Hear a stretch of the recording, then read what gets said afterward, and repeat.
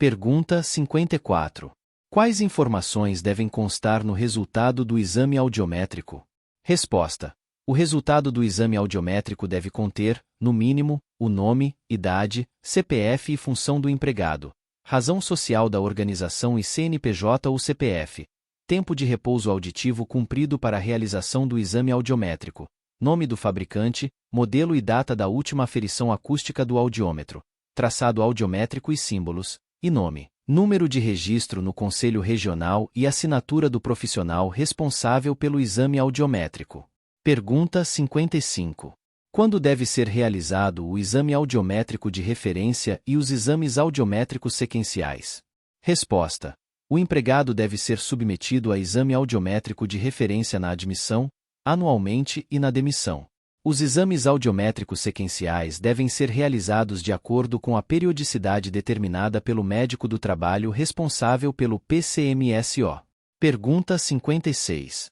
Quando a cabina audiométrica pode ser dispensada em empresas com ambiente acusticamente tratado? Resposta. A cabina audiométrica pode ser dispensada em empresas com ambiente acusticamente tratado que atenda à norma técnica ISO 8253-1. Pergunta 57.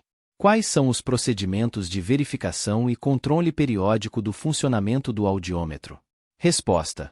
O audiômetro deve ser submetido anualmente à aferição acústica, calibração acústica sempre que indicado pela aferição acústica ou pelo fabricante, e a aferição biológica precedendo a realização dos exames audiométricos. Pergunta 58. Quais são os exames audiológicos que compõem os exames audiométricos de referência e sequenciais? Resposta. Os exames audiométricos de referência e sequenciais incluem anamnese clínico-ocupacional, exame otológico, exame audiométrico e outros exames audiológicos complementares, se necessário. Pergunta 59. Quais são as etapas que compõem o exame audiométrico? Resposta.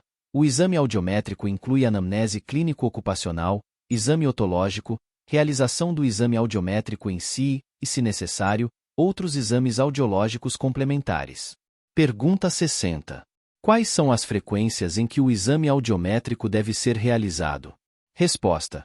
O exame audiométrico deve ser realizado nas frequências de 500, 1000, 2000, 3000, 4000, 6000 e 8000 Hz, tanto pela via aérea quanto, se indicado, pela via óssea. Pergunta 61. Quais são as condições para a realização do exame audiométrico em ambiente silencioso, caso não seja possível realizar na cabina audiométrica? Resposta. Para realizar o exame audiométrico em ambiente silencioso, o responsável pela execução do exame deve avaliar a viabilidade da realização do exame audiométrico em 2 indivíduos, cujos limiares auditivos sejam conhecidos e não haja diferença de limiar auditivo acima de 5 dB, em qualquer frequência entre os dois. Pergunta 62. Quais são os profissionais habilitados a realizar o exame audiométrico? Resposta. O exame audiométrico deve ser realizado por médico ou fonoaudiólogo, conforme as resoluções dos respectivos conselhos federais profissionais. Pergunta 63. Quais informações devem ser registradas no prontuário médico individual dos empregados? Resposta.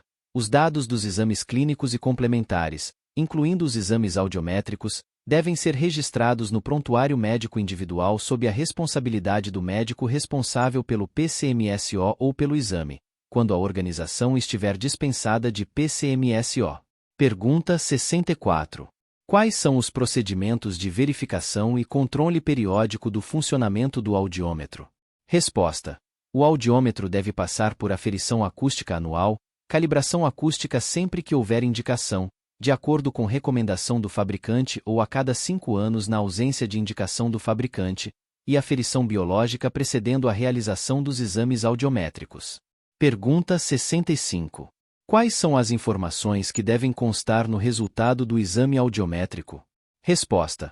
O resultado do exame audiométrico deve conter nome, idade, CPF e função do empregado, razão social da organização e CNPJ ou CPF, tempo de repouso auditivo cumprido para a realização do exame audiométrico, nome do fabricante, modelo e data da última aferição acústica do audiômetro, traçado audiométrico e símbolos, nome, número de registro no Conselho Regional e assinatura do profissional responsável pelo exame audiométrico.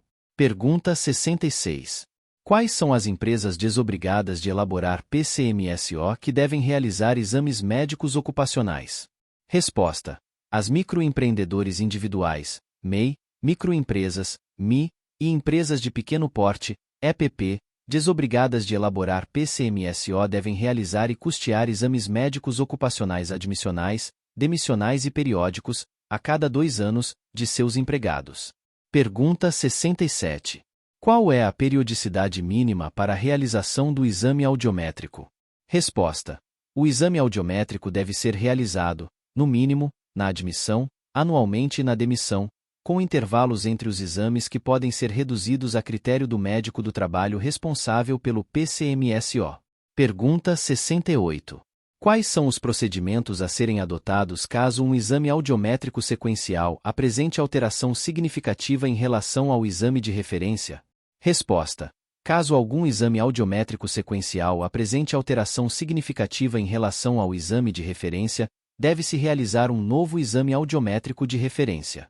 Pergunta 69. Quais são os exames audiológicos que compõem os exames audiométricos de referência e sequenciais? Resposta. Os exames audiológicos de referência e sequenciais incluem anamnese clínico-ocupacional, exame otológico, exame audiométrico realizado segundo os termos previstos no anexo 2º, e outros exames audiológicos complementares solicitados a critério médico. Pergunta 70. Quais são os intervalos para a calibração acústica do audiômetro? Resposta. A calibração acústica do audiômetro deve ser realizada sempre que a aferição acústica indicar alteração, quando houver recomendação de prazo pelo fabricante, e a cada 5 anos na ausência de indicação do fabricante. Pergunta 71. Quais são as informações que devem constar no prontuário médico individual dos empregados? Resposta. O prontuário médico individual dos empregados deve conter os dados dos exames clínicos e complementares registrados sob a responsabilidade do médico responsável pelo PCMSO, ou do médico responsável pelo exame, quando a organização estiver dispensada de PCMSO. Deve ser mantido pela organização, no mínimo, por 20 anos após o seu desligamento. Pergunta 72. Quais são os procedimentos a serem adotados caso não haja um exame audiométrico de referência prévio? Resposta. Quando não houver um exame audiométrico de referência prévio, deve-se realizar um exame audiométrico de referência antes dos exames audiométricos sequenciais. Pergunta 73. Quais são as informações que devem constar no ASO emitido para cada exame clínico ocupacional realizado? Resposta.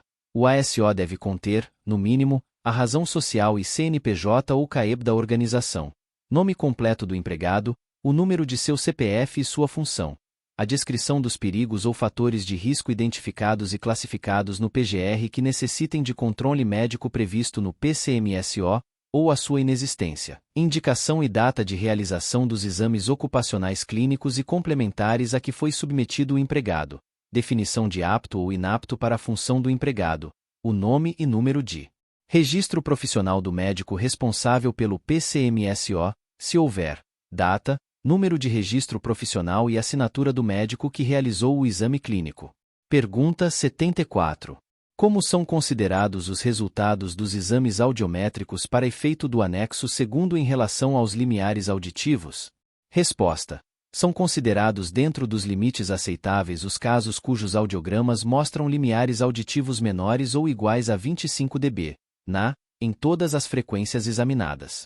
São considerados sugestivos de perda auditiva induzida por níveis de pressão sonora elevados, PAIMPSE, os casos cujos audiogramas, nas frequências de 3.000 ou 4.000 ou 6.000 Hz, apresentem limiares auditivos acima de 25 dB, e mais elevados do que nas outras frequências testadas, estando estas comprometidas ou não, tanto no teste da via aérea quanto da via óssea, em um ou em ambos os lados.